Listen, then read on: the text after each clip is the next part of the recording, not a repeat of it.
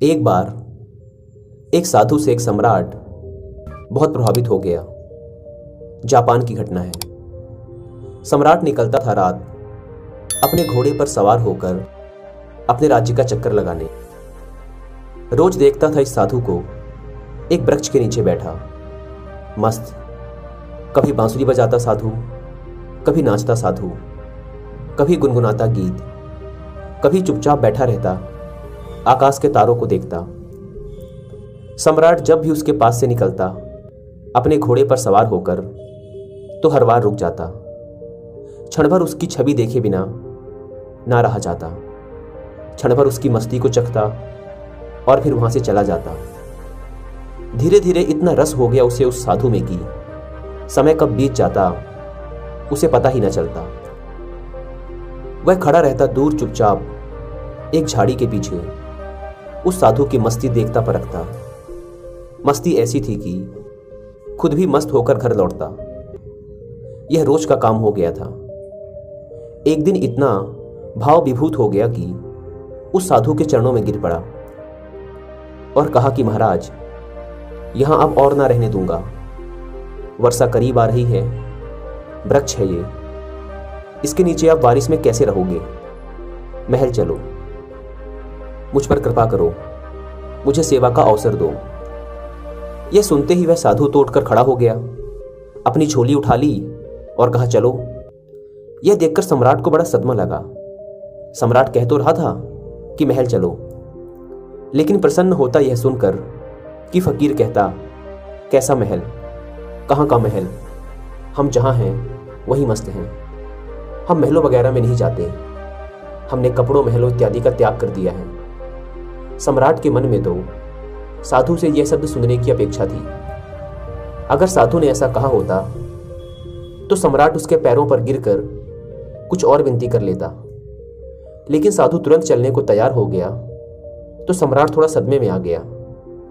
उसने सोचा कहीं मैंने कुछ गलती तो नहीं कर दी, इस आदमी ने मेरे साथ कोई चालबाजी तो नहीं की, यह कोई महल में ही घुसने की तरकीब तो नहीं है कि यहां बैठकर बांसुरी बजाता रहा, बजाता ही रहा, बजाता ही रहा।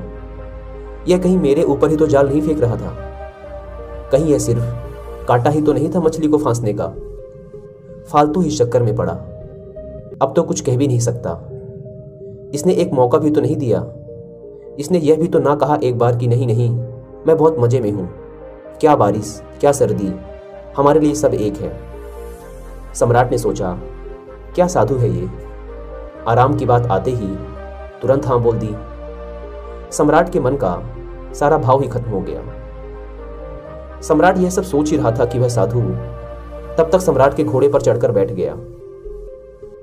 सम्राट को जिंदगी में पहली बार पैदल चलना पड़ा, जबकि वह साधु बड़े मजे से घोड़े पर बैठकर जा रहा था। सम्राट के दिल को बड़ी चोट लगी कि यह तो मैंने बड़ी जल्दबाजी कर दी, बहुत बड़ी गलती हो गई। लेकिन सम्राट अब अपनी बात से पलट भी नहीं सकता था, अपने वचन का पक्का जो था। सम्राट ने सोचा अब यह पड़ा रहेगा महल में, इतने लोग पड़े हैं और अब यह भी पड़ा रहेगा। लेकिन सम्राट के मन में उस साधु के लिए सम्मान खत्म हो चुका था। साधु तो महल में जाकर रहने लगा, पर सम्राट को दिन प्रतिदिन कष्ट बढ़ने लगा, क्योंकि साधु ऐसी मस्ती में रहता था। जब यही साधु उस वृक्ष के नीचे मस्त रहता था तो सम्राट के मन में उसके लिए आदर पैदा होता था कि वाह कैसा गजब का त्यागी है। साधु तो वृक्ष के नीचे भी बांसुरी ही बजाता था और महल में आकर भी वह बांसुरी ही बजाता था, लेकिन अब वह मखमल के गद्दों में बैठकर बांसुरी बजाता था। यहां तो छाती पर सांप लौट जाते थे सम्राट की यह सब देखकर कि कहां का आदमी में उठा लाया, यह कोई साधु ही है? सम्राट से भी ज्यादा शान से वह रहता था। सम्राट को तो कुछ चिंता फिक्र भी थी। आखिर अपना साम्राज्य, अपना महल, अपनी धन दौलत, सैकड़ों चिंताएं थी। उसको तो कोई चिंता ही नहीं थी। वह तो बांसुरी ही बजाए, नाचे, मस्त भोजन करे। 6 महीने किसी तरह से सम्राट ने बर्दाश्त किया, लेकिन बात बढ़ती गई, सहन के बाहर हो गई सम्राट के लिए। एक दिन सम्राट ने कहा, महाराज एक निवेदन करना है। अब मुझ में और आप में क्या फर्क है?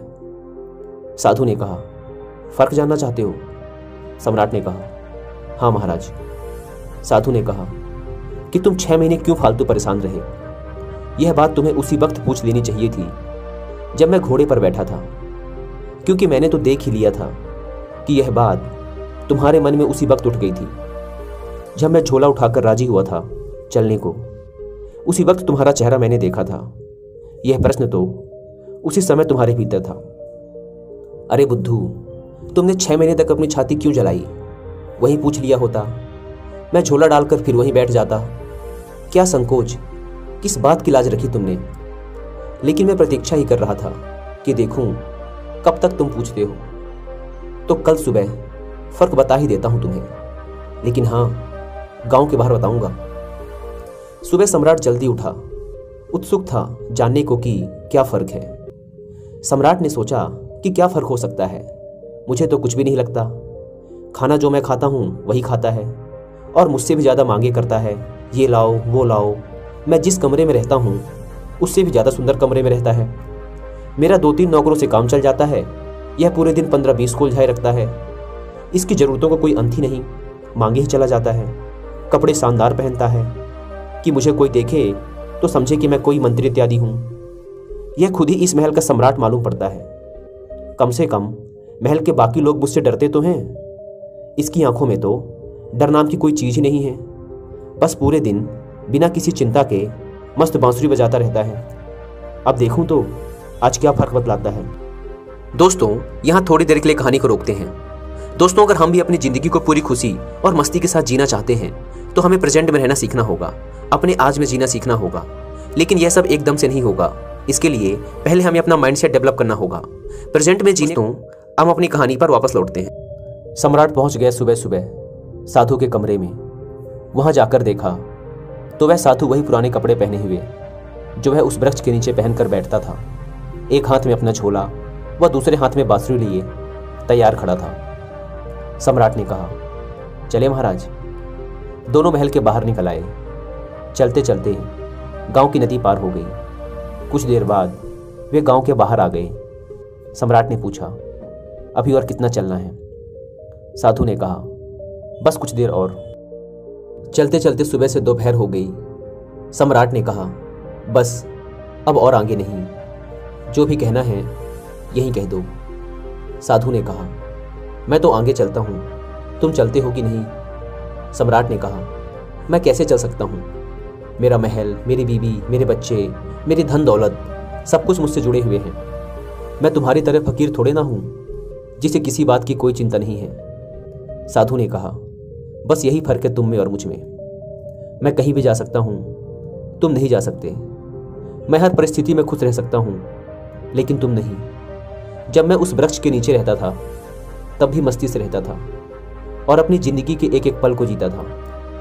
जब मैं महल चला गया तब मैंने वहां भी अपने इस अनमोल जीवन के एक एक क्षण को पूरी मस्ती और खुशी के साथ जिया। अब जब मैं कहीं और चला जाऊंगा तब भी ऐसे ही जीऊंगा। हम जहां जिस वक्त रहते हैं पूरी तरीके से वहीं रहते हैं। हम ना तो अपने बीते हुए कल के बारे में सोचकर पश्चाताप करते और ना ही भविष्य की चिंता करके अपने वर्तमान को खराब करते। हम तो बस आज में जीते हैं, क्योंकि हम समझ चुके हैं कि जीवन तो आज में है, अभी इसी पल को जीने में है। बस यही छोटा सा फर्क है तुम में और मुझ में कि तुम्हें परिस्थितियां चलाती हैं और हम परिस्थितियों को चलाते हैं। तुम खुश रहोगे या दुखी, यह तुम्हारे आसपास होने वाली घटनाओं पर निर्भर करता है। लेकिन हमारे लिए ये घटनाएं जिंदगी के सफर का एक हिस्सा मात्र हैं। अचानक सम्राट को महसूस हुआ कि अरे, यह मैंने क्या कर दिया? इतने अद्भुत आदमी को गंवा दिया। 6 महीने इसके साथ सत्संग भी न कर पाया। सत्संग करता भी क्या खाक। मेरे मन में तो यही चल रहा था कि यह तो एकदम साधारण आदमी निकला, खोटा सिक्का निकला जिसके ऊपर सोने की पालिश पुती हुई थी, लेकिन अंदर से मिट्टी निकला। तुरंत ही सम्राट ने साधु के पैर पकड़ लिए। बोला, नहीं महाराज, आगे नहीं जाने दूंगा। साधु ने कहा, देख, मुझे कोई परेशानी नहीं है। ये रहा तेरा घोड़ा, मैं फिर इसी में बैठकर महल वापस चल दूंगा, लेकिन फिर तुझे परेशानी होगी। ऐसा सुनते ही फिर सम्राट के मन में वही विचार आया कि अरे, यह साधु तो फिर आसानी से मान गया। साधु ने सम्राट के चेहरे की तरफ बड़े ध्यान से देखा, फिर बोला, लेकिन नहीं, अब मैं नहीं आऊँगा, क्योंकि तू फिर नहीं सुधरेगा, फिर तुझे परेशानी होगी और तू फिर से चिंता में पड़ जाएगा। हमारा क्या, हम तो सन्यासी हैं, हमारे लिए महल और जंगल सब एक जैसे हैं, हमें कोई भी समस्या नहीं है, क्योंकि जिसे समस्या है वह सन्यासी ही नहीं। मेरी बांसुरी जैसे महल में बजती थी वैसे ही जंगल में भी बजेगी और बजती ही रहेगी। यह कहकर वह साधु वहां से चल देता है और सम्राट वहीं खड़ा खड़ा उस साधु को जाता हुआ देखता रहता है।